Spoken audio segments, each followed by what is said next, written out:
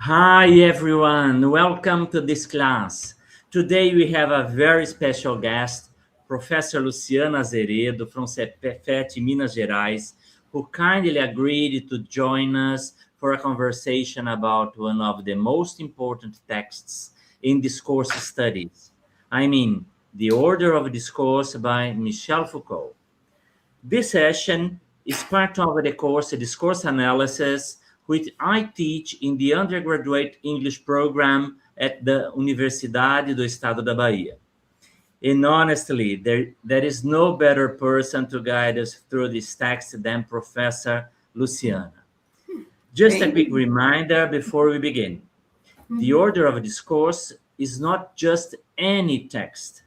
It's Foucault's inaugural lecture delivered on December 2nd, 1970, when he took his seat at the Collège de France.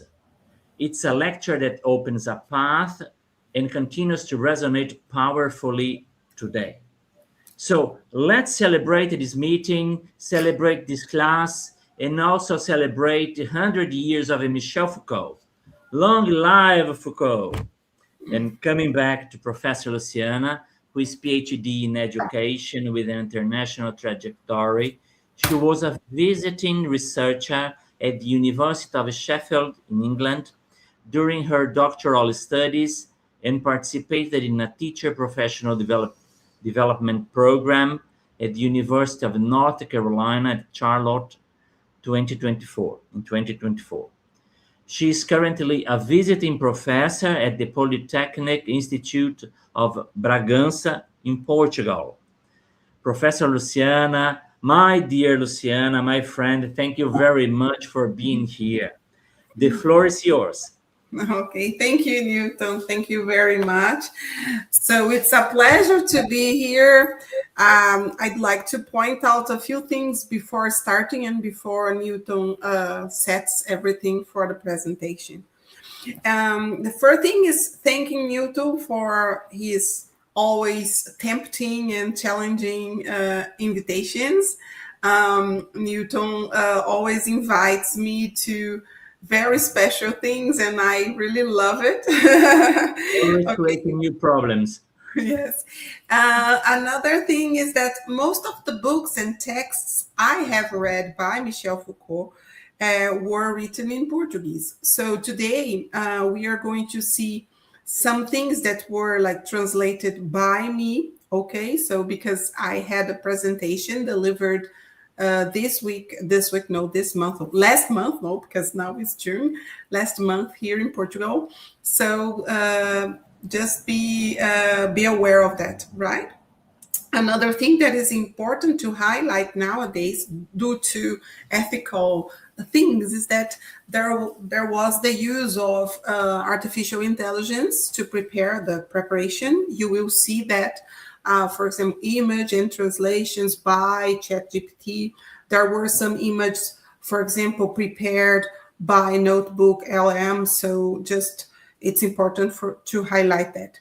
And it's also important to highlight, as an English teacher, that I don't agree with everything. I will point out a few things. For example, we will see a slide in which Foucault is called teacher, and I think the correct word would be professor. Yes, not teacher.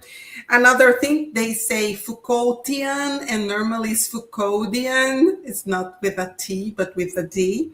Yes, and there you will see some little, for example, a little mistake containing some words that are all together in an image generated by ChatGPT. It's just for you to know that. I think it's ethical for you to know that there was the use of artificial intelligence. I don't agree with everything, but in, let's say, overall, the ideas were interesting and the images were captivating, and I decided to keep them. Okay, so Newton, you can please set the presentation. Yes, my pleasure. Okay, so the first slide I decided to bring a very special sentence that everyone knows by Michel Foucault, that do not ask me, do not ask who I am, and do not ask me to remain the same. And today we are going to talk about that. Okay, during his first class at Collège de France, he is, let's say, talking about what he has done and all he had done till that time, and what he would do in the near future, in the 14 years he researched there. Yes, so this is very important for you. Oh, Gabriel, thank you for being here, and I hope you enjoy the presentation and that we keep in touch. Okay, so you can move on, Nilton, please. Next slide. Yeah. Okay. So this is our agenda for today. Yes, I'm going to talk a bit about Foucault, about his life and his studies. I'm sure Nilton has already mentioned lots of things, but I will just summarize a few points. Let's say Not yet. This is the first meeting to discuss the Order of Discourse. But have you already discussed Michel Foucault, or this is the first class? The archaeology of knowledge we have studied, but Okay. at this moment it's the first time they are listening to it. Of course, they have already read about it before the class, but Okay. the discussion is for the first time. Okay, so we are going to talk about the Order of Discourse, okay, the text we are discussing today. Then I will make 2 invitations, and there will be some time for interaction.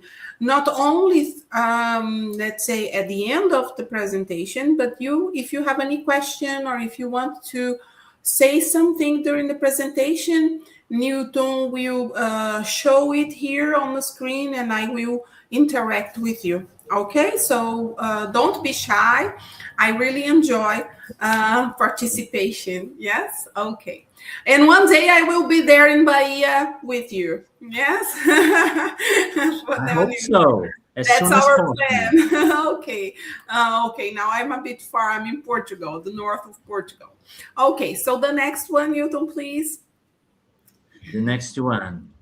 Yes, I'm going there. Wait a minute. There are too many things to coordinate at the same time. I can imagine. Okay. So here is just for you to have an idea, yes, of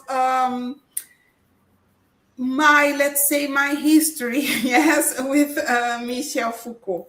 Yes. So 21 years ago, I started my undergraduate course. I was 30, so I'm almost 52 now. And there, during my morphology course, in the second year of what we call in Portuguese letras, I heard Foucault for the first time. And then I asked the teacher, Elzira, Professor Elzira, tell me about this man, who he is, and etc. And then she recommended Foucault and Education by Veiga Neto. That was the first time I had contact with Michel Foucault. During my master's degree, I studied a bit of Foucault. I studied more discourse analysis and a bit of Foucault, and I dealt with power and knowledge relations in CELPE-Brás during my master thesis. And then for about 2 years, I was kind of lost because I was looking for a new topic, a new research topic. And then I ended up at the University of São Francisco in Itatiba, as a coincidence, the same city where Newton was born and lived. And there I had contact with especially the ethical and the last phase, or the third phase or moment in Foucault's study, the care for the self. And then I prepared my project on this topic. And then I took my PhD from 2015 to 2018. Yes. During this period in 2017, I went to England, to the University of Sheffield, and this was really, really, really important because there I had more contact with freedom and governmentality. And these were really two important tools for my PhD work. Then I started working here as a professor and researcher at CEFET in 2018. And in 2020, I started teaching in the graduate program. I guess you know that undergraduate program is what you are taking, and then postgraduate, what we call in Portuguese postgraduate, in English is graduate. Yes, so I am a supervisor of master students and doctorate students, and we deal with Foucauldian tools. Okay. According to ChatGPT, yes, who prepared this image, I started working with power and knowledge relations. Then I moved on to modes of subjectivation, and then care for the self, including freedom and governmentality. Yes. According to ChatGPT, yes, there was a progressive engagement with Foucault's work, which is true, yes, because I can say that only after 10 years later, okay, or 10 years after my first contact, that I really started reading and working and researching along with Michel Foucault. And then also there was a shift. I originally studied more like discourse analysis, and then I ended up with ethics. Yes, so this is something. And then it says also that there was a consolidation in teaching and academic training. Yes, this is interesting when we see something prepared by artificial intelligence talking about ourselves, right? This is weird sometimes, right? But this is just for you to have an idea. So I have been studying Foucault more deeply for about 10 years now. I had my first contact like 20 years ago. Yes. And for me, it was like a breakthrough. Yes. And we are going to talk about that because it's not only regarding research, but also the way I see the world, the way I think the world, the way I try to make a difference in the world. So it was really important in all means. Can you change now, Nilton, please? Yes. Okay. So the first thing I'd like to talk to you, know more about myself, but now let's go to Foucault. There are two texts that are very important. If you haven't read them yet, I think they are really important for you to read. That is Truth, Power, and Self. They are two interviews. And also another one that I am a pyrotechnician. This one is one of my favorites. And it's an interview by Roger Poldra, right? One was given in 1982 and the other one in 1975. This is a kind of summary prepared by Notebook LM. So Foucault says, I'm not a professor. Yes, he says, I'm a professor. He says, not a prophet, but he likes to diagnose the present. So I'm not a writer, nor a philosopher, nor a great figure of intellectual life. I'm a teacher, I would say professor. I do not want to be a prophet and say, sit down, I beg you. What I have to say is very important. Okay, this is what Foucault said in an interview. And then in the other one, he said, I'm a pyrotechnician. Also a geologist. So I'm a pyrotechnician. I'm in favor of making walls fall. A pyrotechnician is initially a geologist. He looks at the layers of the terrain, the folds, the faults. I consider my books as mines, packages of explosives. Okay, so this is Foucault, okay, defined by Foucault himself.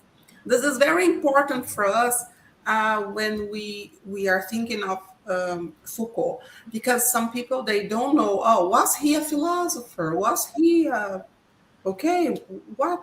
Okay, and then he is saying something like, wow, I'm a pyrotechnician.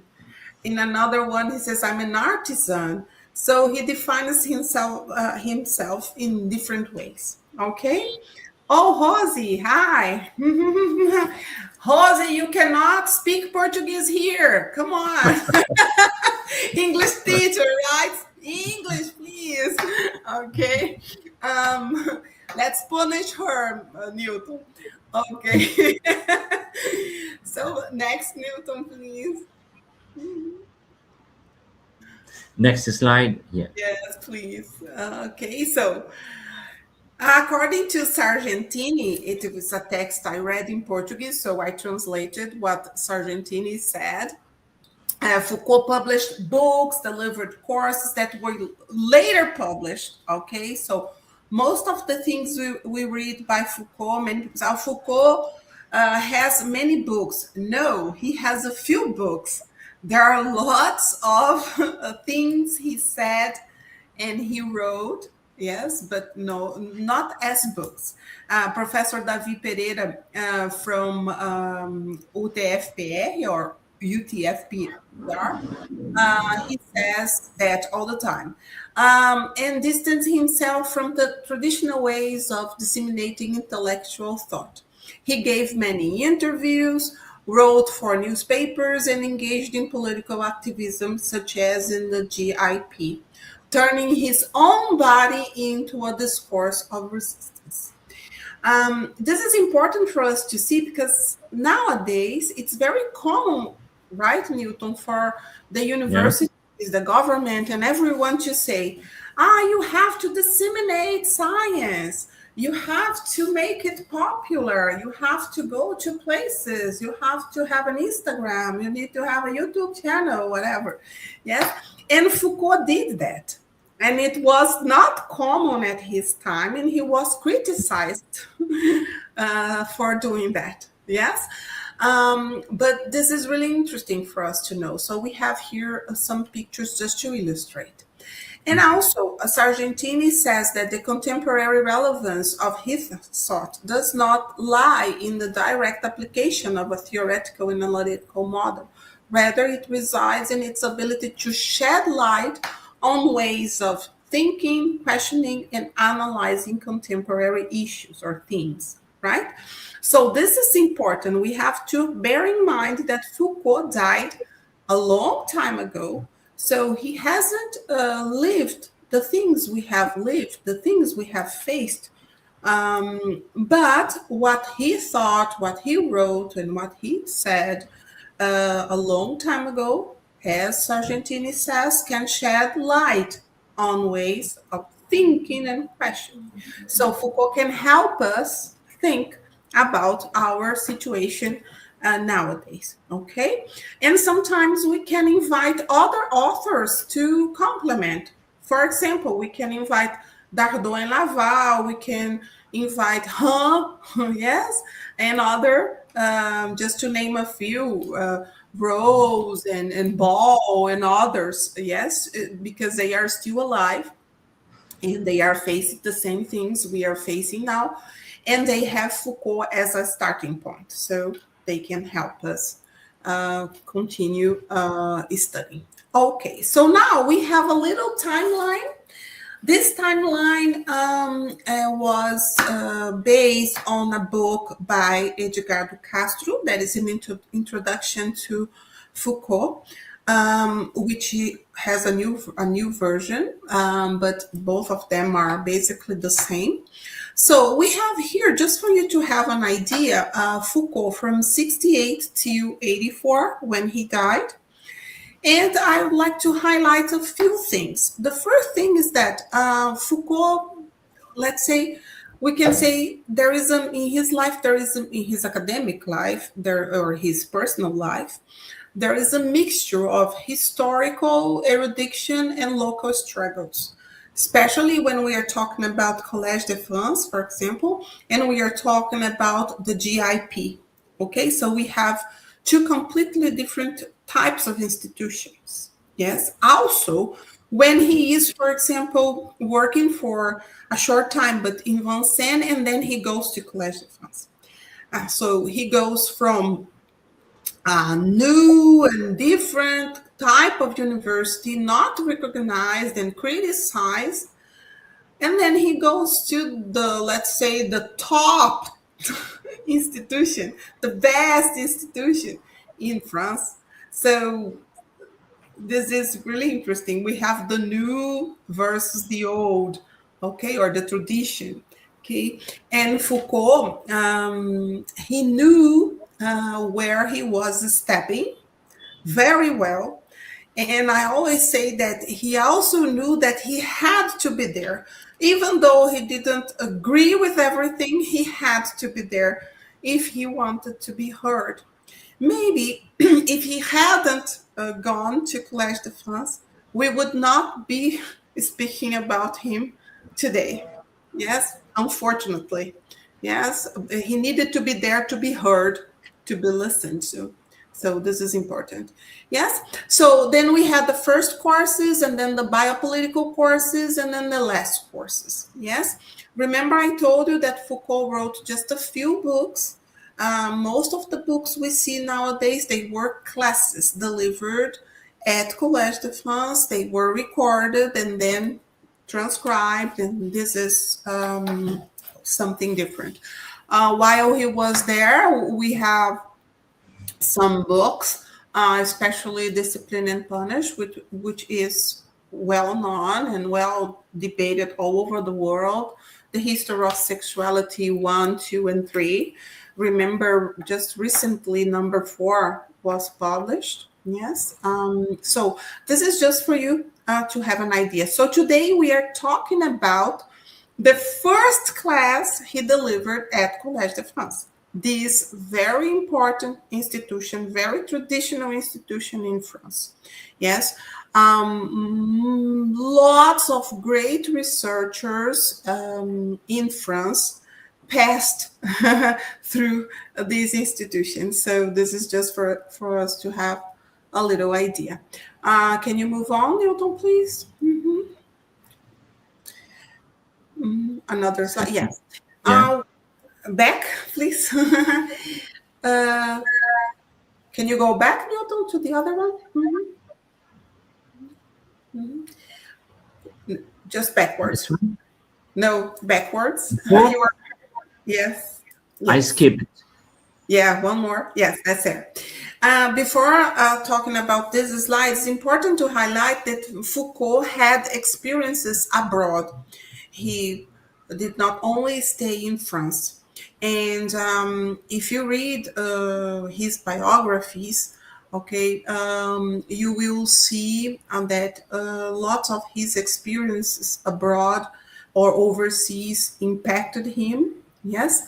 And I have a book here, and the book says he didn't change a lot, even though he traveled a lot. This is The Lives of Michel Foucault by David Mason. And I brought here some parts of it. Yes.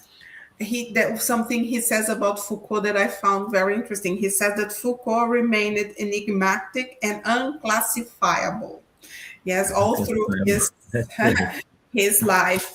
And also he says that Foucault said, the game is worthwhile insofar as we don't know what will be the end. Okay, so if you don't know the end, that is, let's keep playing. Yes. And he also says here, writing in order to have no face was the stated ambition of a man who had many faces. Okay, so this is why the book is called The Lives of Michel Foucault, right? So before talking about the classes specifically he delivered, we have to talk about the main topic of his studies. Okay, so there was another famous interview, The Subject and Power. And there in this interview, he states, Thus, it's not power, but the subject, which is the general theme of my research. Okay? He started, this is at the end, but I brought this first because this sentence is really important. He says, the goal of my work during the last 20 years, it has not been to analyze the phenomena of power, nor to elaborate the foundations of such an analysis. My objective instead has been to create a history of the different modes by which, in our culture, human beings are made subjects. My work has dealt with three modes of objectivation, which transform human beings into subjects. Okay, so this text is really interesting because he looks back, okay, and he says, wow, my main theme, my main preoccupation was the subject. But not only the subject. I asked ChatGPT to prepare this image to try to help you understand. He started talking about subject, and there in the 80s, he talks about the care of the self. He starts talking about knowledge, and then he moves on to the regimes of truth. And he talks about power, and then he moves on to governmentality. Okay. But all of them, they are all together. So we have relationships, power and knowledge relationships, and then we have the subject. And the subject is affected, okay? And also the subject affects these relations. So this is important for us to know. So this is why there are like two arrows, okay? So the subject affects knowledge and knowledge affects the subject, okay? Or also knowledge implies power and power implies knowledge. So we have this kind of relation, okay? So sometimes people say that Foucault changed completely along his life. Of course, he stated, don't ask me to remain the same. But if we think of the subject as the main theme, and if we think of the subject is there in the care of the self, we will see that something remained.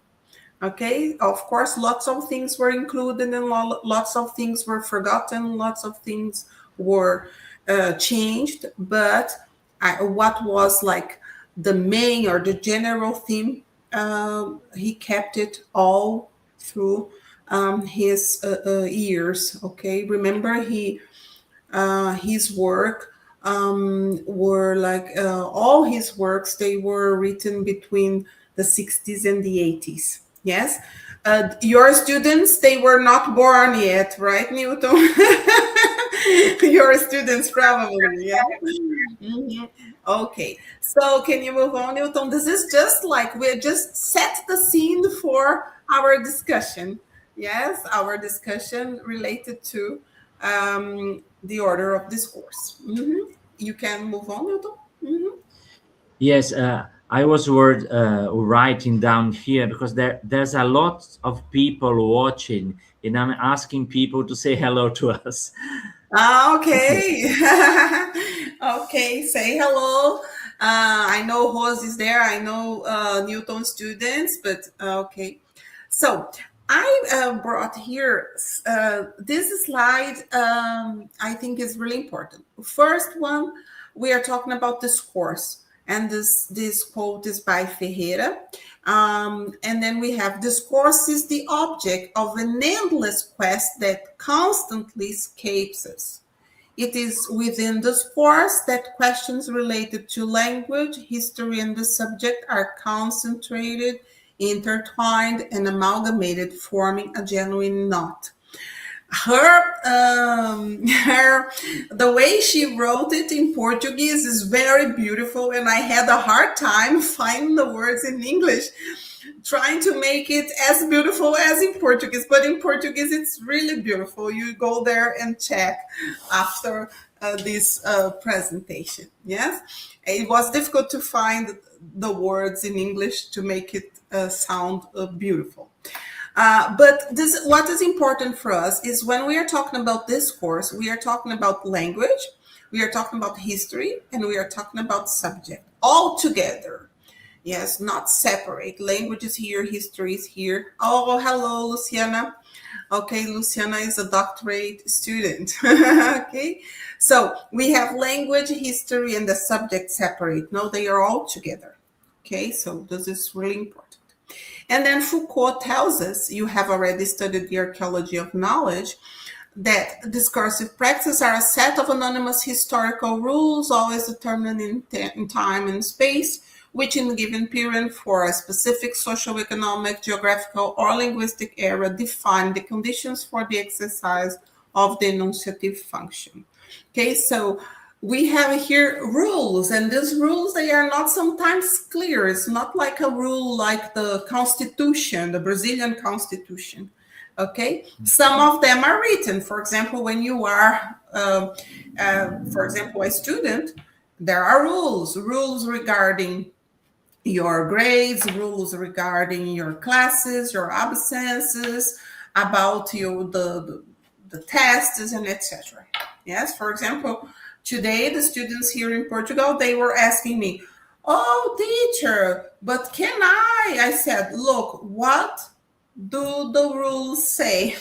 The rules say that if you have this grade and this number of presents, you can take the final exam. If you don't have a specific grade and if you don't have a specific number of presents, you can't take the test. This is not me, okay? So there are rules that are explicit, but there are lots of them which are not. Okay, so this course is not the materiality itself. For example, the words, the grammar, the vocabulary, okay, or the gestures, or for example, the image.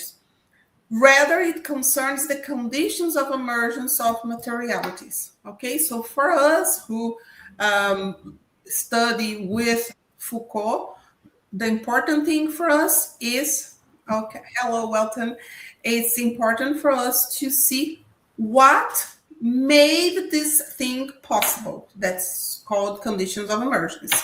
If we are talking about, for example, another, for example, Michel Foucault, right, Newton, discourse analysis, we would say production, not emergence or possibility. Okay, they are similar but different. Okay, so can you move on, Newton? Yeah, let's go. Okay, so this was just the beginning. Before we move on to the order of discourse, this is our topic. So just to recap, I talked about myself, how I had contact with my first contact with Michel Foucault. And then we talked a bit about Foucault's life and his work very briefly. Yes. And now we are moving on to the order of discourse. Of course, before talking about the order of discourse, I brought you the last slide about what is discourse. Yes, because sometimes people say, well, you were talking about the order of discourse, but we don't know what discourse is. Yes, so this is a kind of preparation. So before we move on, I would like to ask you who are there if you have any question or if you would like to make any comment. And also Newton, you were invited to say a few words if you wish to. And then we will move on to the main topic of the night. The night here. Why did you choose two images of Foucault, so different images? One yes, with Foucault the with hair, and the other hair. the bald man. He had hair. Yes, this is a curiosity. Because when we think of Foucault, we always think of this bald man, yes, with his very strong expressions. Yes, and when I found this picture, Foucault with hair, I said, oh my God, this is nice. Okay. So any questions, guys? Any comments or Newton? Luciana, we have studied a lot and discussed a lot about the subject position. and you introduced the main theme of Foucault's research, that was when the subject is transformed into um, comes from the objectivation to be transformed into a subject. So we discussed this when we studied the enunciative modalities. It was our last 5 classes. So I think everybody is inside all this theme and this Yes. proposition of the subject. Yes, That this was is really, a yes, this great is, point to highlight. Thank you very much. and this is really, really important, or really, let's say, it's kind of central in Foucault's work, right? So he is, let's say, worried about the subject, but not only the subject within power and knowledge relations. And within power and knowledge relations, the subject, there are three things, at least three things. For example, the relation the subject has with himself, that is the last Foucault, right? Himself or herself, or themselves if you prefer. And then we have the relations with others. Yes. And when we are talking about the relation with others, there are two possibilities. Yes. I have the power towards other people and other people's power towards me. Yes. So the subject is in the middle of all this confusion. Okay. Three different types of power, two of them more connected to objectivation, and one of them that can be connected to subjectivation, but not necessarily, because sometimes this is maybe a topic for another talk, right, Newton? Because sometimes when the subject is supposedly caring or taking care of him or herself or themselves, he or she is just doing that, kind of obeying, for example, productivity, yes, performance, yes. This is not exactly the care of the self Foucault and the Romans that we're talking about. Yes, but this is not Luciana, our. I have a question. Gabriel has a question, Yes. indeed. Mm-hmm. Professor Luciana, what are your thoughts about rules that don't appear explicitly? Mm-hmm. Do discourses that have explicit rules exist, or are they all implicit? No, there are things that are explicit. For example, as I said, as an example, our national constitution. There are rules there, and they are explicit, right? Mhm. When you are talking about the documents in your university, they are explicit. They tell you how a student should or no must behave. Okay. For example, the student will be approved if ta-na-na, takes place. And okay, so there are rules that are explicit, and there are lots of them who are not. And we know that, for example, of course, sometimes they become books, but how to behave. When we get to a different country, we have to learn lots of implicit rules, right, Newton? For example, here in Portugal, when we are talking about, especially between girls or women, we normally have two kisses. In Brazil, depending on the place, okay, we for example, we have one kiss, two or three kisses. Yes. So here, sometimes we get confused because now we know. I have been here for almost 4 months now, so I know I should give them two kisses. Yes. Also, there are lots of rules regarding culture, regarding regarding religions in general. Okay, and some of them, of course, for example, all the churches, they have their rules, their documents, but some things they are implicit. Okay, so I think not all rules are implicit, and some of them are explicit, as I mentioned, but there are lots of them that are implicit, and we just learn them, living, and also sometimes obeying or disobeying, because if you obey something and if you do something, people will say you are a good girl, a good boy. Yes, and if you break a rule, even though you don't know the rule exists, yes. For example, Newton, when people come to Europe, sometimes they go to buy fruits and vegetables. Yes, Yeah. and you don't find there, don't touch the fruits and don't touch the vegetables. You don't have a rule. It's not written there.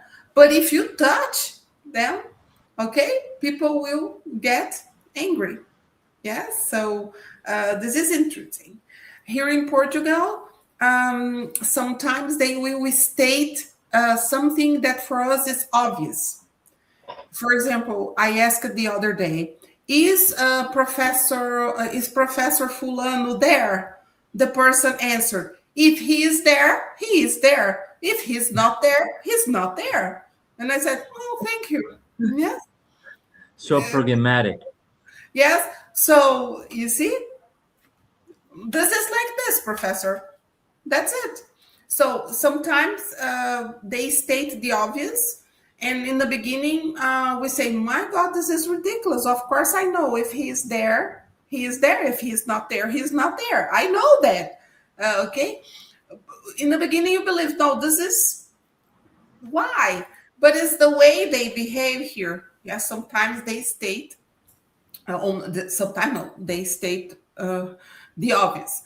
Yes. And also they are very direct, and they don't use lots of metaphors. Yes. And in Brazil, we love metaphors. We love, to say it in a beautiful way and explain. No, they are very direct. And sometimes for us, it's shocking. And it's not a rule. Brazilian people speak this way, or Portuguese people should speak this way. Yes, of course, if you read books about culture and etc., you might find some information, but it's not a specific rule.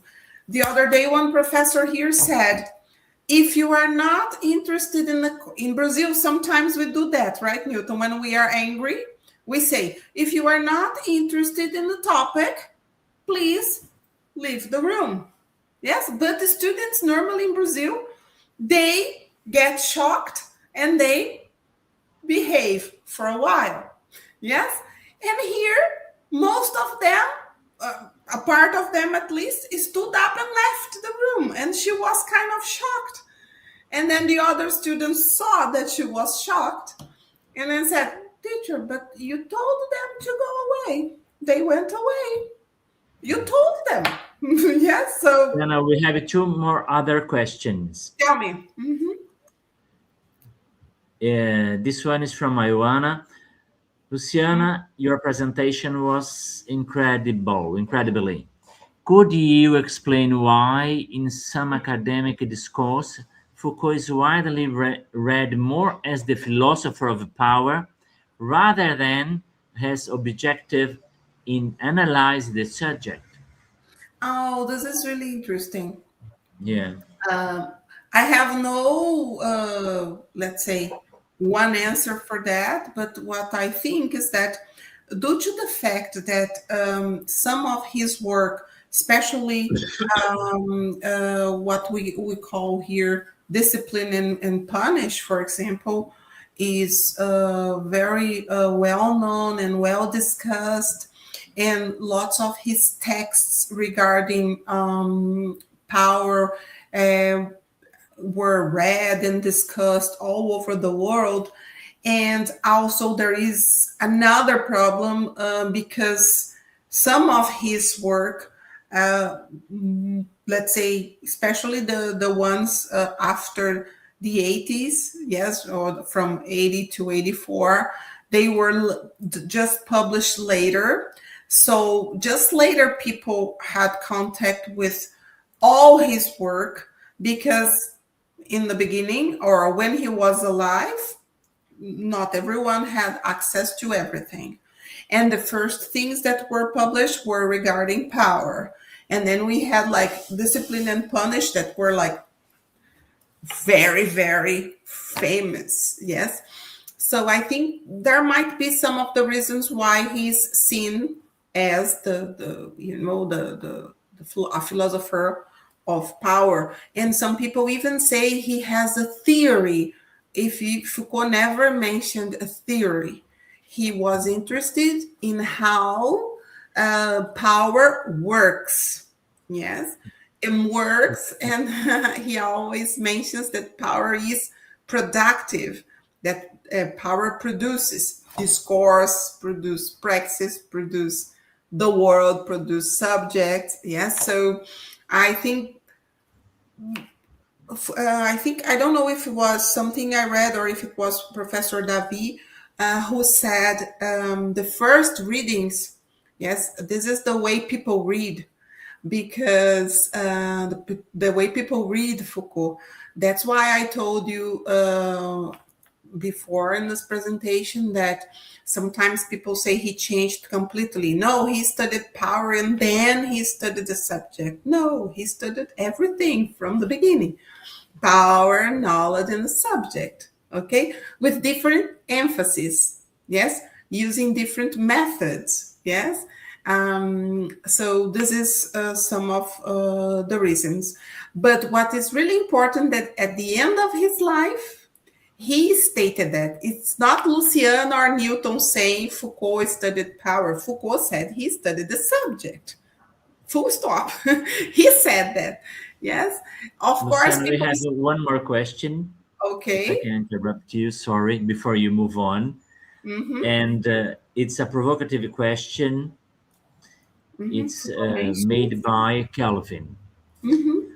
Foucault mentions a lot the doctor's authority. Mm-hmm. As far as I could get, he even questions it. Is it correct? If Mm-hmm. so, should he be able to question their discourse in the medical institutions as well? Yes. First of all, who said that, Newton, again, the name? Sorry. Calvin. Okay. So, Calvin. Calvin Jackson, you have a name in English, right? So, Calvin, one thing that's important is this: Foucault knows what he is talking about. The first thing, he comes from a family of doctors. First thing, yes, his father was a doctor, his grandfather was a doctor, and they wanted him to be a doctor, and he didn't want to be a doctor. This is one thing. The second thing, he knows that because he was interned as a madman. I don't know if you know, but he was interned as a madman. So he could know the institution, this kind of institution, mental institution, from the inside as an intern. And then he returns later after his studies as a doctor. Yes, because Foucault didn't study as a major, because outside Brazil, it's different. The courses are different, right, Newton? So Yeah. his major was not philosophy. Yes. So he studied psychiatry, psychology, things like that. Yes. This is important. So what I mean is that he knows what he was talking about. First thing. The second, from the inside, from the outside, from an intern, from a doctor's point of view, so he could problematize it. Okay, and all kinds of discourse, not only the medical one, Calvin, can be, let's say, questioned or should be questioned, because for Foucault there is no, let's say, one truth. Okay, the truth is, let's say, historically built.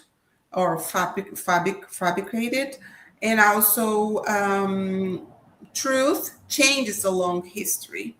Yes, depending on the moment, depending on who is speaking, and lots of things, right? So I think he questions doctor's authority, not only doctor's authority, but also, I would say, science discourse or scientific discourse. Yes, but this kind of scientific discourse, which wants to be the truth. Yes. So I think this is important. Okay. We should question, according to Foucault, we should always problematize, look again. Okay. Do not take everything as true. Yes. Do not accept everything. So that's it. If I think I have answered your question. Yes. So let's move on. If you have more questions, you can ask or, make some comments. So the Order of Discourse, 1970. Yes, as Newton said in the beginning. So in this, this is a very small book. Remember, it is not a book originally. It is, okay, a talk, okay, that was, or a class, yes, that was delivered, recorded, and transcribed. Okay, so this is important to know. So there is a difference between, if, for example, if we read Discipline and Punish, and then we read, for example, the Order of Discourse, we say, well, the text is different. Is it strange? Is it by Foucault? Remember, one was written as a book. So he organized it, he wrote it as a book, and a book is written in a different way. All right, for example, when we prepare a presentation, okay, in my case here, I prepared slides and I didn't prepare the way I'm speaking. Yes, or all the words. I could do that. I could prepare a text and read it, but I think this is not the case. And so when we read Foucault's classes, we have the sensation of listening to him, talking to him, or being there. Yes, it's different. Okay, so there are lots of examples, lots of he goes backwards and forwards, and then he recaps, and then he says in the past, in the future, and etc. So because this is a conversation, this is completely different. Yes, so this is important just for us to know. It is the same Foucault, but in a different register. When we read, for example, the interviews, people love, right, Newton, the interviews, because the interviews, like, oh, Foucault is easy. Oh my God, I understood everything. Because, of course, he was talking to a public that was not necessarily from universities, that were not studying philosophy and etc. So he tried to state things in an easy way, in a short way. Yes, so this is interesting. If you want a good introduction, I recommend you read the summaries. For example, he prepared for the classes he gave at Collège de France. The summaries are a very good introduction, and they were written by Foucault, but it's a different register. Again, yes, he went there, taught the lessons, and after he finished, he summarized what he did. So this is interesting. Wow. So in this, let's say, class, Foucault said he revisits the main insights of the archaeology of knowledge. So you have studied that, you will see that. He also introduced a new research agenda. He aimed to examine power as a condition for the production of knowledge, and also he wanted to understand why forms of knowledge emerge, circulate, and change. He also argues that these transformations are rooted in the interplay between power and knowledge, and his work starts distancing itself from a classical Marxist framework. Yes, so this is important for us to know. Okay, so now we are going to go directly to this class. What's important for us to know? He is starting working as a researcher at Collège de France. He is teaching or start teaching in a place where he knew he should be to be heard, if he wanted to be heard. And he had he was his teacher or his professor, let's say, the professor he admired the most is the one he is taking the place. So there was lots of responsibilities and lots of emotion regarding this class, right? Let me see what Mina said. Mina said that in the beginning, from the beginning. Okay. Oh, that's really nice. Mina, I always say that Foucault is either you love him or you hate him. I know some people who say, my God, I have some very dear friends. They tell me, you are crazy. My God. It's very difficult to read Michel Foucault and understand Michel Foucault. And every time I read a text and I teach a lesson, I feel happy. And so I think this is the way, because if I feel bored or if I feel, oh my God, I always feel happy. I always feel, as Mina said, stimulated. And I also think the way he thinks and the way he wrote is very beautiful, and the way he invites us to think with him, not, do the same thing he did. I think this is really interesting. And if Foucault were here, he would be probably here talking to Newton, YouTube, Instagram, yes, memes and everything. I think he would like to invite, and he would invite people to join him, and he would discuss contemporary issues. I think this would be Foucault. He did that in the past. In the past, there were only like TVs and newspapers, and he tried to be there. Yeah, so this is interesting. Okay, can you move on, Newton, please? Yes. Let's go there. Yes. So this is a famous quote by Michel Foucault. Yes? Yeah, Vanessa. So we have here, but what is so perilous, that would be dangerous, yes, about people speaking and their discourse proliferating endlessly? Where is the danger? Yes? And there is I invite you to read, right? It's in Portuguese, but I invite you to read an article, a paper I wrote.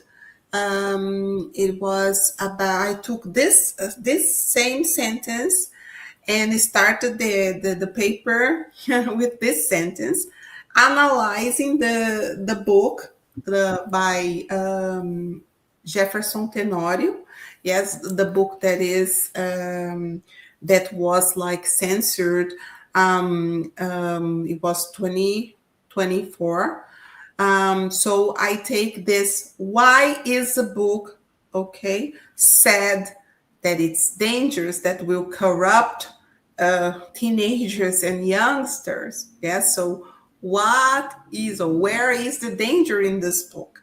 So I debate this. It is, I think this text is in a dossier, right, Newton? I think it was a dossier you organized with Denise Witzel. Yeah, so I will, Newton knows the text, and he can show you the direction to get to it. This is the link. This is really interesting. So I discuss the book, the content of the book, why the book was or had to be censored. Yes. So all the a nice discussion based on this sentence, especially. So this is what we are talking about discourse and about discourse proliferating endlessly. Yes, and where's the danger? It is so dangerous that sometimes some types of discourse, they are silenced and they are, let's say, hidden and they are forbidden. Yes, and other types of discourses, on the other hand, they are, let's say, motivated, they are, let's say, increased, and they are said to be true. Yes, they are said to be the best discourse. Yes, and we have faced that, especially in terms of political issues. Yes, and due to, for example, the pandemics, we could see that. Yes, this arena, okay, where discourses were, like, say, fighting each other, and we were never sure which one were true. Yes, and if we engage Foucauldian studies, we knew that none of them were true, and that there were lots of reasons for them to be considered true or to be considered false. And we are not just talking about fake news and about post-truth. We're talking about who can say something, what is considered true and what is considered untrue, and things like that. Okay, so move on, please. Mm-hmm. Yeah. Yes. Now comes our ChatGPT, and this image. It's a kind of summary in the form of a mind map. I asked it, please bring me a mind map. Of course, I had a presentation in Portuguese, and also Professor Márcia from Universidade de São Francisco had a presentation. So I inserted both presentations and asked this artificial intelligence to make this mind map. Okay, so basically we have here some information contained in the book and also some examples that were in our slides. So according to Foucault, there is this order, the order of discourse. Okay, and when we are a student, when you are, for example, in a university, we know that. Yes, there are certain things that we can do, we can't do, especially regarding our writing projects, for example, and our dissertations and etc. So we have here, Foucault said that there is an order. So if there is an order, and the word here is order, yes, in I think all senses. The order as power, so we have an order, we have to obey. Also order in terms of 1, 2, 3, 4, 5. Okay, order in all senses. So this production of discourse is always controlled, selected, organized, and distributed. Yes, and to do so, okay, it is done by a set of procedures, okay, that operate, okay, that operate through 3 major systems. Okay, so the control can be through systems of exclusion that are external to discourse, also systems of exclusion internal to discourse, or rules imposed on subjects. So there are 3 main ways by which the discourse or the production of discourses is like controlled, selected, organized, and distributed. Okay, so, and then we will have things connected to all of these 3. For example, when we are talking about things that are external to discourse, We are going to have the interdiction, things that can be said, things that cannot be said. Okay, and here again, sometimes there are no explicit rules. Okay, sometimes people say girls should not say bad words. Yes, and guys, this is so. I mean, even if I believe that girls can say whatever they want to say, the other day I caught a bus here, and a woman she was originally from Venezuela, but she lived in the USA, but she talked to me in Spanish. Every sentence she would say, she would insert a bad word. She would say, like in Spanish, carajo, hijo de puta, no sé qué. And I was, my God, this is so ugly. She is a woman.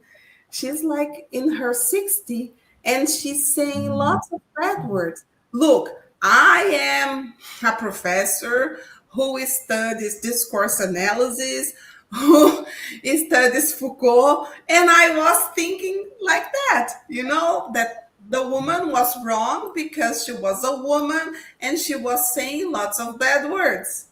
Okay, so it's a kind of interdiction, and this is like not in this case not explicit. Sometimes it is explicit. Okay, so we have here, remember, this interdiction is related to power, related to knowledge. Okay, for example, normally discourse is related to sexuality, also political and medical discourses, also teachers, also parents and children. You should say that to a child, you should not say that to a child, or things like that. Also, apart from the interdiction, the taboos, and etc., there is a separation and rejection. Okay, for example, we have the good guys and the bad guys, the mad people and the people who are, like sane, and people who, reason, they have good reason. So this is, if the person is considered mad, so the person should not speak. And if she speaks, she will not be heard, not taken into consideration.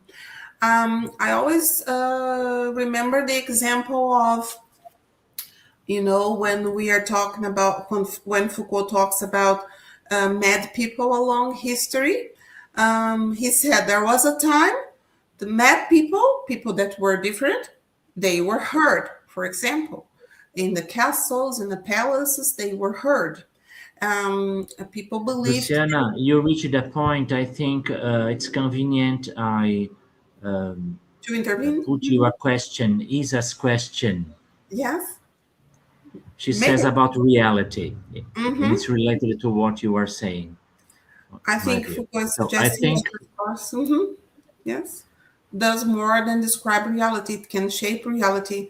That's why controlling discourse can be so powerful and dangerous. Exactly, Isa. Yes, it is not a description only, and it's not an interpretation only. Discourse is practice. And when I'm talking about practice, it's not only about words, it's about gestures, about actions, about the way of thinking. Yes. this is the case of madness, isn't it? Yes, madness. This is what I was saying. So there in the castles in Middle Ages, they were considered sage people. Oh, they can see the future. They know things we don't know. And then later on in history, no, they don't know what they say. Don't take into account what they say. That's bullshit.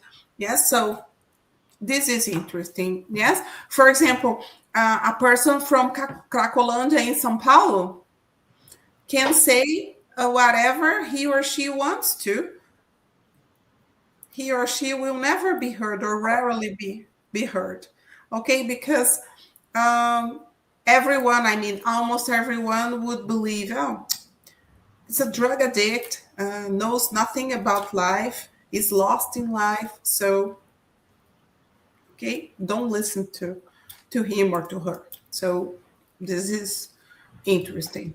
Yes, or sad, I would say. Yes. I have one more question about the dangerousness of discourse. Okay. Samir proposes, no need to reply right away. All Professor, right. how does this issue regarding the dangerousness of discourse connected to the restrictions we face today, both in formal educational spaces and on And then social social media? media, yes. Well, since I mean, I will use the word government or power maybe knows that discourse is dangerous, that the discourse can produce things. And again, we're not talking only about words, we're talking about actions, we're talking about practices, we're talking about people. So there's this kind of control. Nowadays, for example, I'll take the example of education just for us to reflect a bit of it. When a school or a teacher receives the slides and they have to teach ready and they can say nothing else and they can include nothing else, they have to teach just what they receive.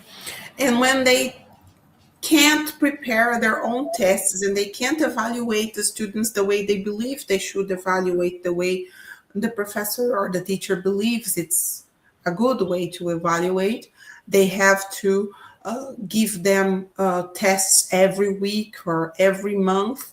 And then they have the city test, and then they have the state test, and then they have the national test, and then they have the international test.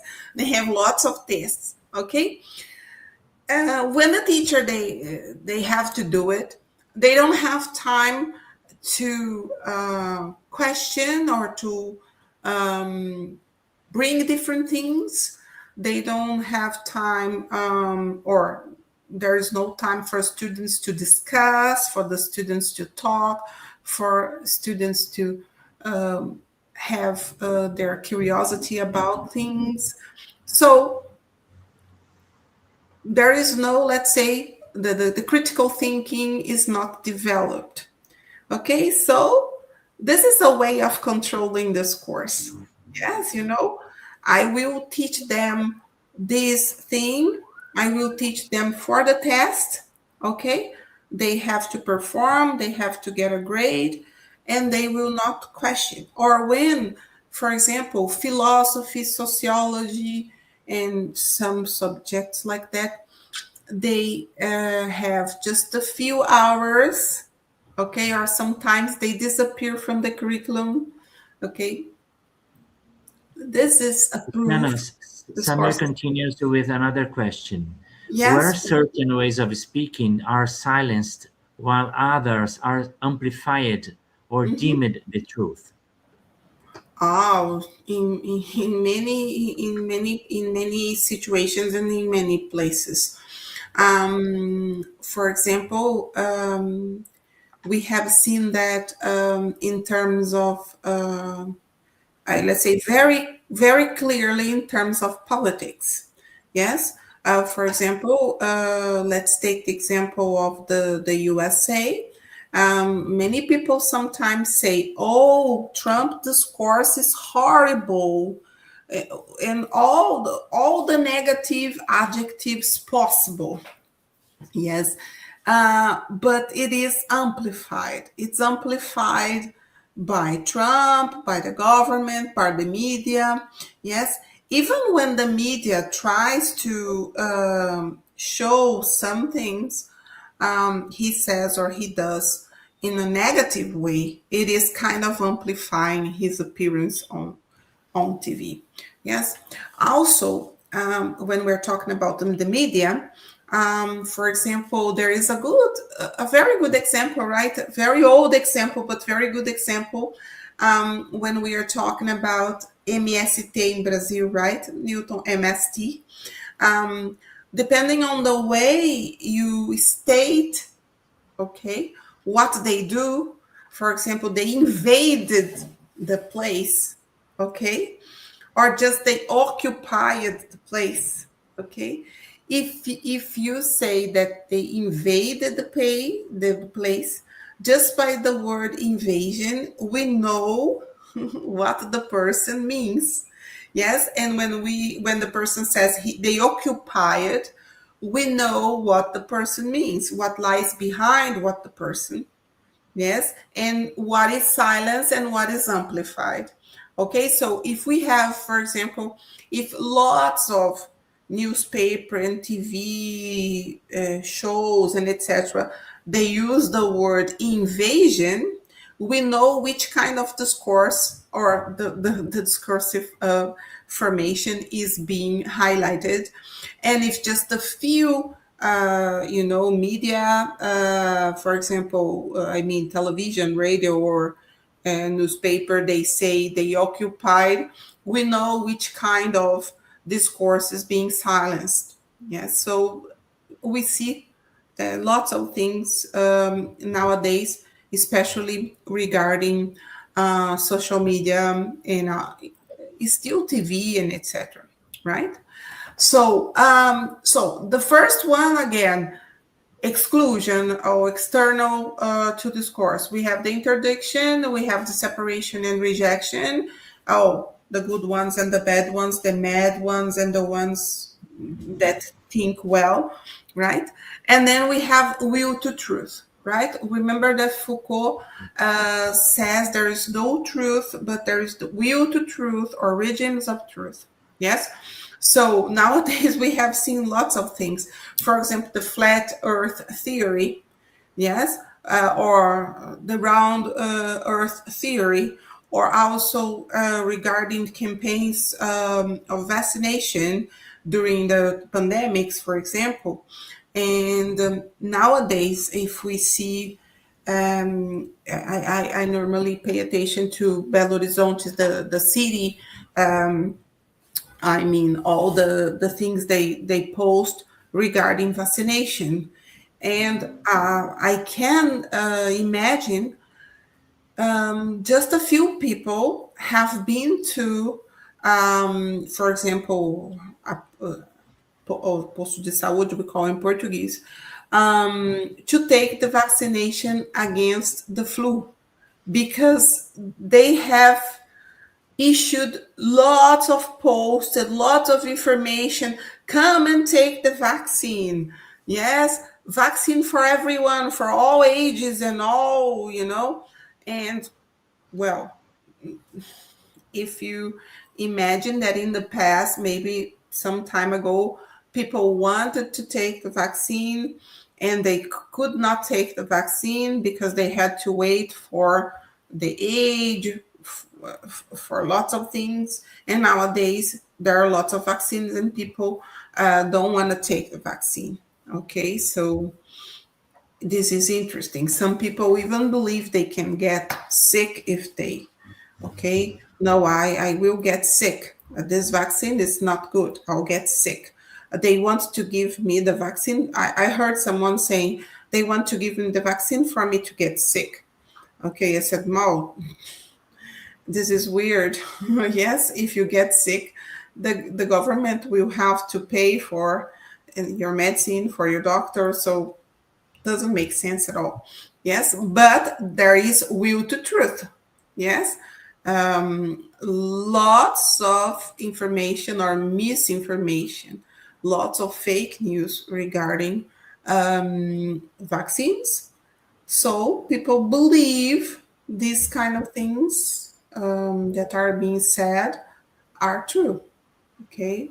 And it's not a question of it is true or not. It is a question of what people consider to be true. Yes, what is considered to be true? Because for Foucault, it doesn't matter if it's true or false. What matters is what it is considered and by whom it is considered to be true and it's considered to be false. Yes. To sharks, not to fear, danger. Yes. Lots of things. So for example, sharks are villains. So if you see a shark, for example, you are there on a beach and then there's a shark, people will probably kill the shark because it's dangerous, even though the shark, okay, had done nothing to them. So This is really in any areas, Mina, that might happen, right? Wow. And then we have and now we go to internal. Internal, we'll have the commentary. We also have the author function, and we also have a discipline. When we are talking about commentary, is also related to sometimes let's say the appearance of new things or different things. They are like suffocated. Sometimes we will have like the academic discourse, and this is really interesting. For example, Newton, lots of people, they say, you cannot use the first person singular. You cannot use I. Yes. You cannot use we.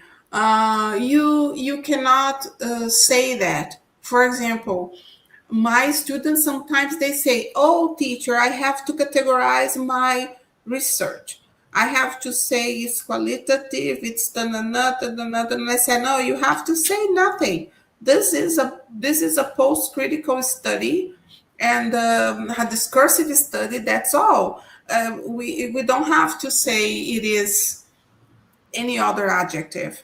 Yes, because we are trying to escape from this kind of adjective. So don't worry about that. But then they go to the methodology, the methodology course, and then the teacher says you have to do that. So they get confused. Yes. So this is a commentary. Also, it is important to know that the commentaries, they are regarding times and circumstances. Also, sometimes they do not allow something else to be said. And then we have the author functions that complements the commentary. Also, we have a kind of discourse that is easily recognized. Okay, so this is not the person itself, but sometime, for example, we have here Van Gogh style, and then Van Gogh. Even if I don't study art and I don't know a lot about art, if I see something similar to Van Gogh's work, even though it's a copy, if it's a copy, I will believe it is Van Gogh's work. I remember I was a long time ago, I was reading a book called The Girl with the Pearl Earring, and it's a famous painting. And I remember at that time I saw another painting. I don't remember the name, but I saw, oh, this is the same guy. That this is by the same guy that painted The Girl Near Appearing. Just because of the style, because of the theme, because of something. And I know nothing about art, and I know nothing about painters or paintings, but I could like recognize, okay, the painting at that time. Also discipline. For example, in linguistics, we use... Luciana, excuse me, before you go further, I'd like to give you a comment, a question from Flor. So what do you think is the... no, it's before. First she has a statement, then a question. Professor, when we talk about the order of discourse, we talk about the place of the author. But we in the English course are also prepared to translate. And then the question. So what do you think is the role of the translator in the Foucauldian theory of discourse? Is it equal or similar to the author?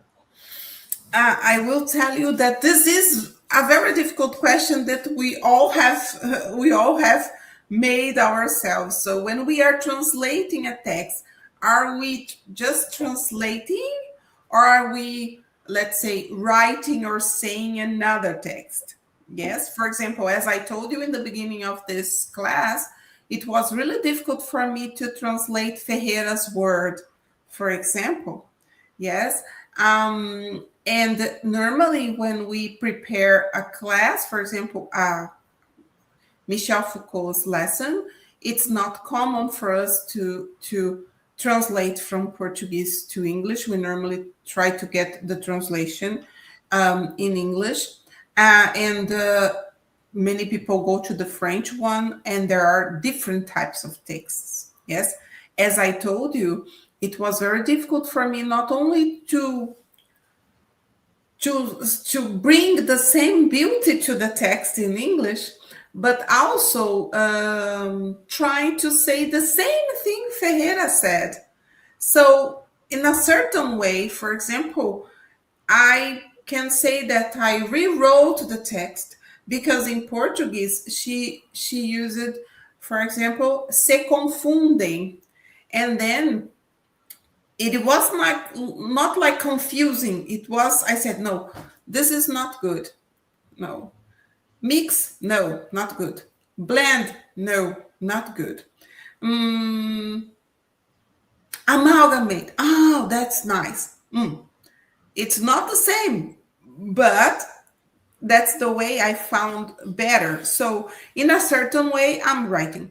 But I think every time we translate through our lenses, the way we see things, the way we read. Yes, and I think Foucault would think maybe something related to that we are making a new text, and then the translation has something of ourselves. I don't know if Newton agrees, but there is something. Of course, we try to be the closest possible to what the writer or the author said.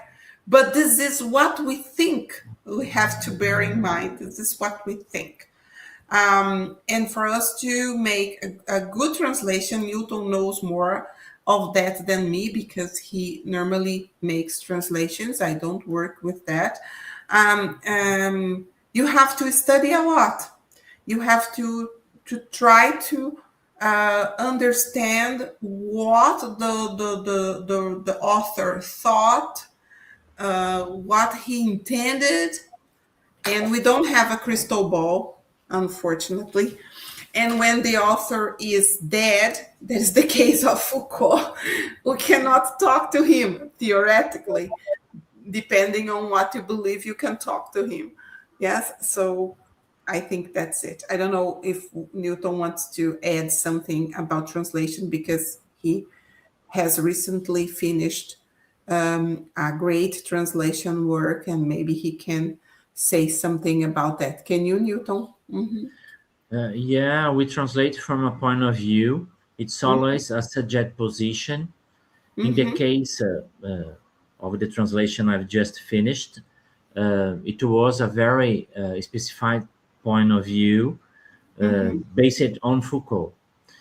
So many words, and they were not words only, they were concepts that I took Foucault as the right way, the right path to follow and to reproduce Galeno's words. Yeah. So probably not a Foucauldian researcher would do it very differently. Yes, and I think it's important for We are us. creating from a perspective. Yes. So remember, Newton, when I wrote another text, this is in the book. The first thing I said, or maybe one of the first things I said, was that I am a middle-class woman, I am white, I am lots of adjectives, and I'm writing about that. I'm writing about a gay man, a black man, a poor man. So the first thing I did was like, this is me looking at this situation. Okay, so if I were, for example, a black woman, maybe it would be different. And if I were not middle class but poor as the guy I was analyzing, Lauro, one of the characters in the book, maybe it would be different. If I followed his religion, it would be different. So this is interesting, not only in translation, but when we are analyzing discourse, we have to be clear. There is no objectivity, right, Newton? There is no objective analysis, no objective translation, even though we try hard to do that. Yes, there's always a bit of ourselves there. Okay. Luciana Melissa says, this is Interesting. interesting. The translation note from Discipline and Punish also talks about how difficult it was for the translation to do it. And we have Yes, a question really difficult. Imagine from for the Mariana. Can translation we of look at the uh-huh. translation as a regime of truth? Yeah, I remember someone said that translators normally say that one of the most difficult books to translate is Vidas Secas. Yes, because Vidas Secas you have lots of regional vocabulary. Yes, you have to understand what being from the Northeast is. You have to understand that they sometimes they lack words, but their silence means a lot. Yes. So this is, for example, how do you translate baleia? You will say that the dog was called whale, but makes no sense in English. Yes. So this is just to give you an example. So we I wouldn't say it's a regime of truth, but as Newton said, we occupy a position when we are translating, and we have to. I think it's fair and I think it's ethical to say, yes, I am translating through these lenses. Yes, I am this person with this history, with these studies, translating this book. I think this is fair, this is ethical to do that. Nowadays, I have done that when I write texts, especially when I write texts that are very distant from my reality. For example, analyzing Black people, for example, Black people issues or LGBT, okay, issues. Okay, I always make clear that I'm trying to approach, I'm trying to understand, I'm doing an exercise, I'm trying to think about that, but this is me. Yes, so this is important as for me. Right.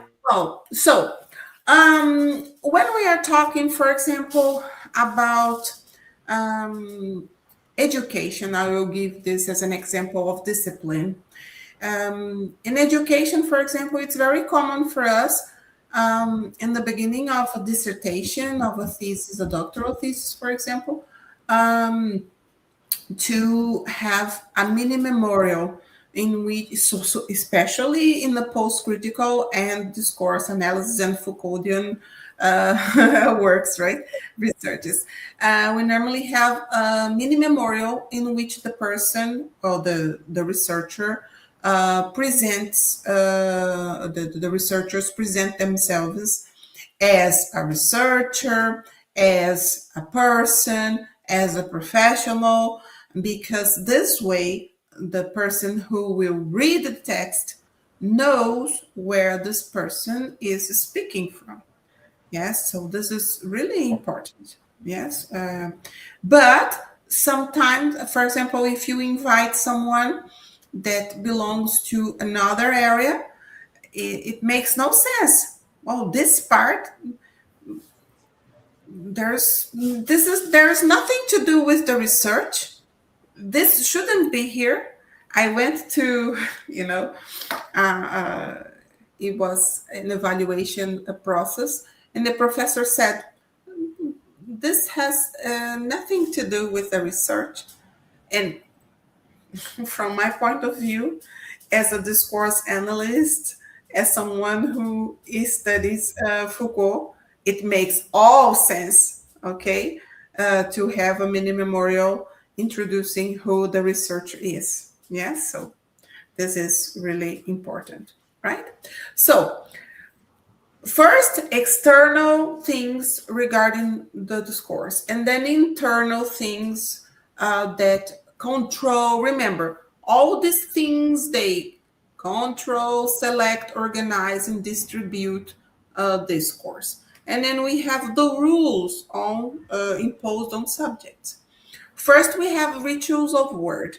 I always like one example. For example, when we say some things, for example, the priest says when someone is married, for example, if I say the same words, they are worth nothing because I'm not a priest and I don't belong to that kind of ritual. I don't have the right to say, oh, but I mean, I can say whatever I want, but it will not be valid. Okay, so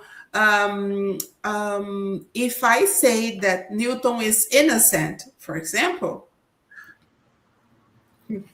but if a judge says Newton is innocent in a ritual, okay, inside a court, okay, it's completely different.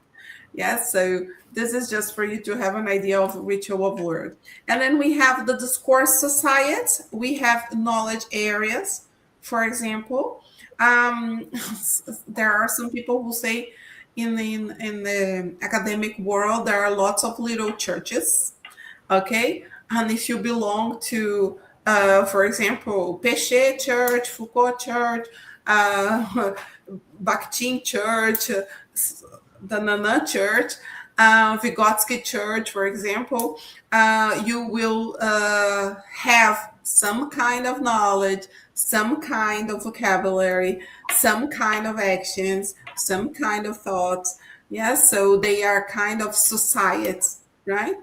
And this is very dangerous, including for us. Foucault would not like us to be Foucauldians. Okay, in reality, he would like us, I think he would prefer us to be against Foucault, yes, than Foucauldian. Then we have the doctrinal groups. Okay, they are sometimes similar to discourse societies, but they are like, they require identification, they require lots of things, right? And then we have the social appropriations, for example, regarding institutions, education, regarding what we said, the maintenance or, the silencing of certain types of knowledge and some certain types of discourse. So in summary, the order of discourse, okay, tells us that discourse is not free. It is shaped by power relations, by institutions, by social norms, and all of them, they define either if the system of exclusion is external to discourse, internal to discourse, or imposed on the subjects. They define what can be said, who can speak, and what is considered true or not. Yes, so this is really interesting for us. But Foucault, first, he says, this is the order of discourse. For me to be heard, I have to be here, and I have to be somehow in this order of discourse.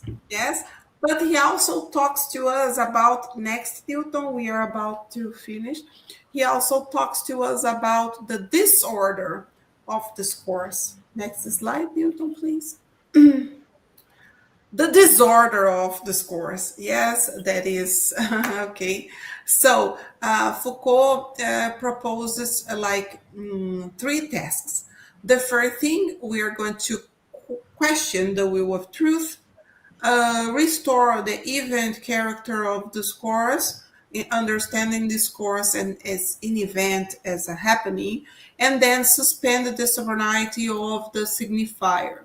So This inversion of disorder, yes, he proposes a kind of inversion. View discourses as discontinuous, analyze them from their exterior. So remember, I told you we are going to understand what makes this kind of discourse, this kind of practice or discursive practice emerge, okay? Or maybe disappear. Sometimes they disappear, right? This is interesting also to analyze, okay?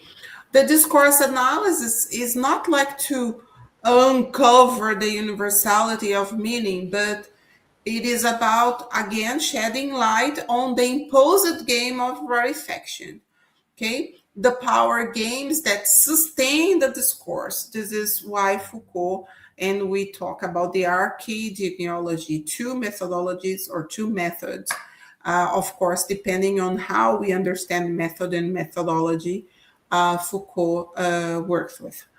I like this image very much. There is a subject and it's, we have a subject and all around him power, discourse, knowledge, and also the possibility of resistance. Yes, so according to him we must struggle for discourse, that is the disorder of discourse, and we are all immersed in these dangerous types of relations or relationships. Okay. So the prohibitions, for example, they also always make the discourse even sometimes more evident and sometimes fear. And what if, rather than suppressing the fear, we were to analyze its condition, its functioning, and its effects? Okay.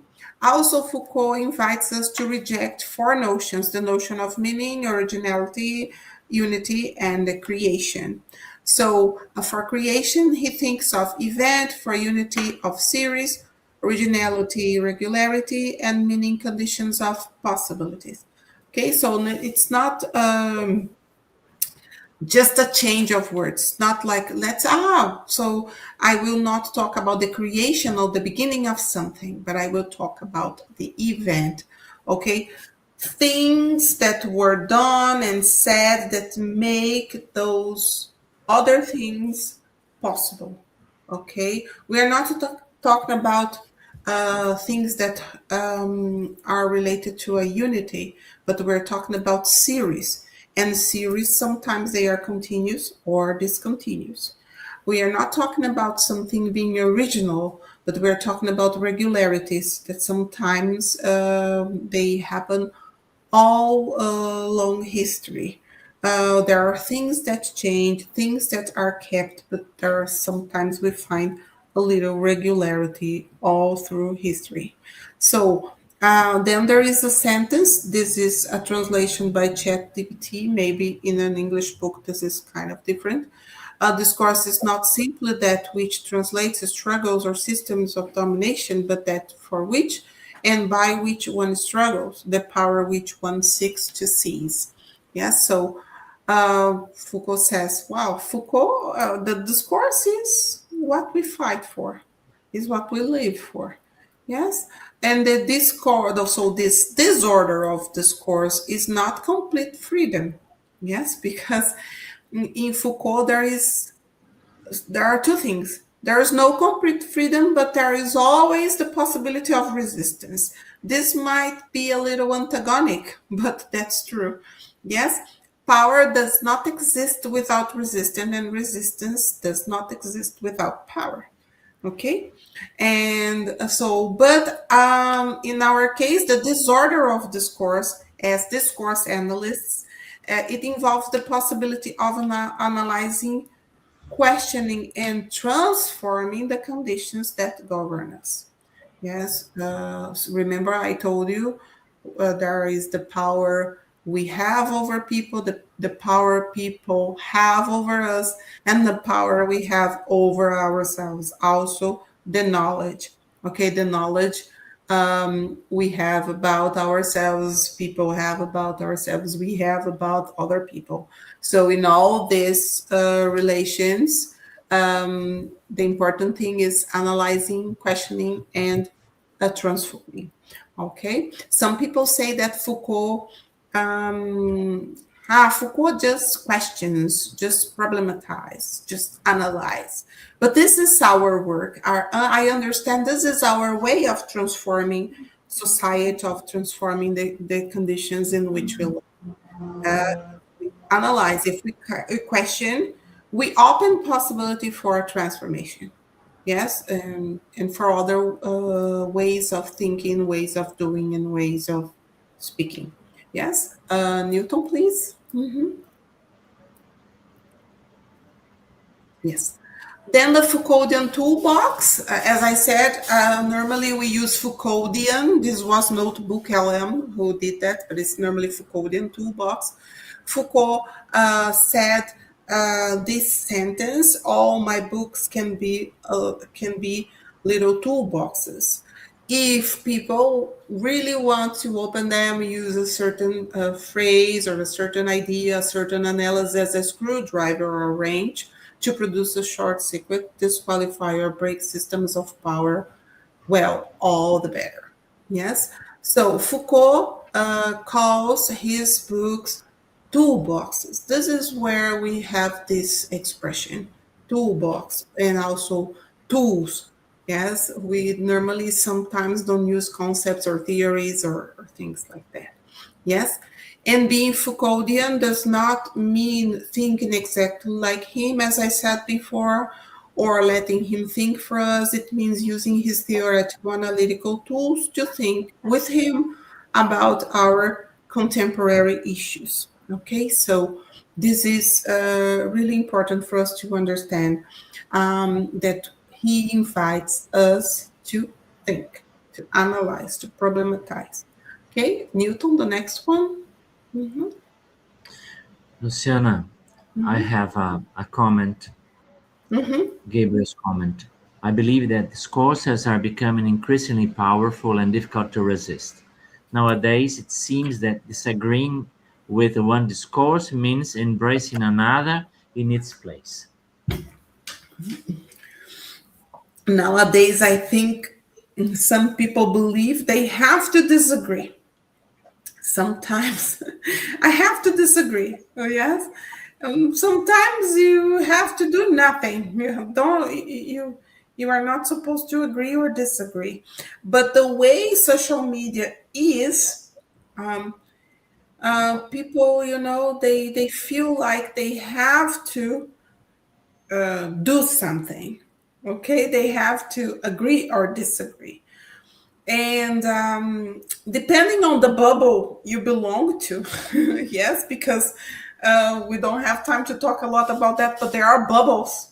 So if you are in a bubble that believe that, for example, I was talking to a friend today. If you are in a bubble that believes that Earth is a terrible place and that you are here to suffer, because if you suffer, you are going to have a wonderful life in the other life, then you will see lots of discourses regarding this, and you will be incited to agree. Yes, and the more you see, the more through repetition. It's like behaviorism, right, Newton? Repetition, repetition, repetition, until you memorize something, and the repetition in terms that you don't have time to think, they suffocate you. So okay, that's it. All right, so this is terrible, right? This is something that it's really difficult for us to sometimes.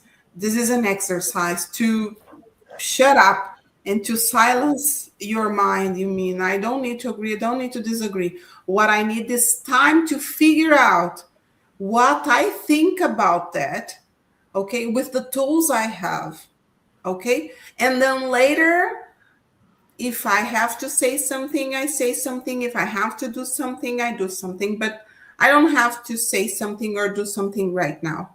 I think we are all impelled to do things at the right time. So what I could grab, Foucault mentions that it's important to listen to discourse the mad ones because centuries ago people were labeled mad when they said something considered dangerous. Not only when they said something considered dangerous, when they said when they did something, they could do something or say something that was different, I would say. Sometimes it was not dangerous, it was just different. Yes, maybe that this is here, Newton, right in front of the place I'm living here. I got really shocked. I will send you the picture and then you show them next class. There was a kind of punishing device they inserted on the face of someone and got their tongue, especially if people said things that were not proper. Yes. So we are normally used to seeing things like that in Brazil, for example, Really? for slaves. Yes. Like helmets with lots of iron and locks, Horrible. and etc. Horrible. And here, yes, it was like normally they got women because women, they had to behave and to say certain things. If they said a bad word or if they said something their parents or their husband disagreed, they would have to use that kind of apparatus. Terrible. Okay. Am I correct? If so, it should still be considered the way he wrote it literally, or just as a metaphor to label those who we disagree. You mean it's a continuation of what you said, yes? Yes. Remember, in the past, not only in the past, there are different ways to do it nowadays, but in the past, as Foucault studied, everyone that was a bit different, there is a line. This line is here. If you are following, if you are on the line, you are considered normal. If you are here or if you are here, you are not considered normal. So you will have to be silenced. You will have to be hidden from society. You have to be apart. We have a terrible example of that in Brazil regarding Barbacena, for example, that, maybe 1 week ago or 10 days ago, it closed. I don't know if you have seen it, or it closed because there were still people who lived there. Can you believe that? And just like 10 days ago that it stopped, really stopped working. Yes. And most of the people who were sent to Barbacena, they were not mad. They didn't have any mental disorder, any mental problem. They got pregnant when they shouldn't. Yes. They didn't want to work. They were unemployed. They spent a lot of money. They spent more money than they should. And they wanted to marry someone their family didn't agree with. Lots of reasons. Yeah. So they were, of course, when you were sent to Barbacena and you had to live under those conditions, you got mad. Yes, because not because you were mad, but because they made you become mad, and they had reasons. And lots of people were sent to Barbacena, to Juquiri in São Paulo, and other places around the world because of political things, because of related to homosexuality, for example, and etc.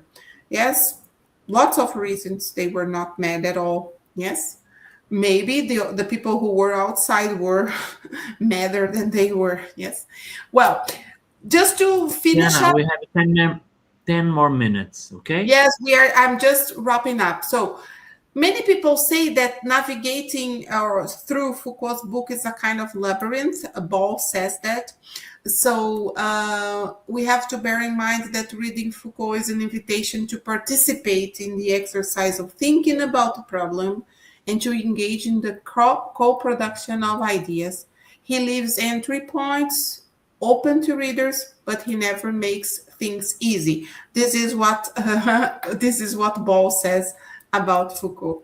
Yes, can you just go next slide, Newton, please? Mm-hmm. Well, how can I get help? Of course, you are having classes with a great professor, Professor Nilton, that knows a lot about Foucault. So he is someone who can help you out if you need some help. You can also come to our research group. We have meetings every month. Newton always sends his students there. Thank you, Newton. So GEDS, we are every month we have a meeting. It's online. You don't need to go to Minas Gerais to be with us. You can be with us online, and we study Foucault's work, and we try to discuss it in an easy way, if it's possible to say that. So you are all invited. You don't need to have lots of knowledge about Foucault to join us. These books here, they are considered by me and by some other people as good ways to start studying Foucault. We have Judith Revel and also Edgardo Castro. Judith Revel, she has dictionaries, and she explains Foucault's tools or concepts, if you prefer, in an easy way. And then we have the vocabulary by Edgardo Castro, which is for you to go deeper in, to help you find where you can go deeper in certain tools. And then you have Foucault in Education. That was the first book I read that I really recommend. And as I said, the summaries written by Foucault. With these books, especially the summaries, Foucault in Education and Introduction to Foucault by Edgardo Castro, you will have an overview. Okay, and then if you feel like you can go deeper in other aspects, and then you go to other books. The other, Newton, please. Yeah. Mm-hmm. And then the other invitation, we are going to have an online event. There are two good points. It's online and it's free. You don't need to pay anything to join us. We are going to have this event on October 8th and 9th this year. Okay, so we are already receiving the proposals. So feel free to join us. Undergraduate students and graduate students can join us. Okay, so there is this possibility. The next, Newton, please. These are the references. I told you the references were in Portuguese. Okay, some of the books were in Portuguese, but some of them I read in English. So that's all for now. We could spend hours and hours and hours talking about these pages. Yes, I hope I helped you understand a bit. And if you feel free to contact me through the Instagram, through Newton, okay? And if you want to continue talking about that, it will be my pleasure to keep this dialogue with you. And once again, Newton, thank you for this invitation. This is really different, even though I am an English teacher, as I told you in the beginning, backstage. It's more common for me to teach English in English than teach about Foucault in English. So this is really interesting and different. And I thank you for this opportunity. Mm-hmm. It is challenging. You have many things here I'd like to read. Mm-hmm. Professor Luciana, thank you very much for your time and explanation about the subject. Your explanation is very good and certainly help us a lot to continue our studies. Thank you, Gabriel. And then Mina, thank Mhm. you for the insightful lecture. The Mhm. discussion offered valuable perspectives for thinking about discourse and research. I hope to have the chance to meet you in person on a future occasion. Oh, And thank you, then me. I hope to be Kelvin, there soon. Thank you thank so you so much. much for your great lecture, Professor Luciana. You made it clear and easy to understand such an interesting and difficult subject. Also, thank you. Mhm.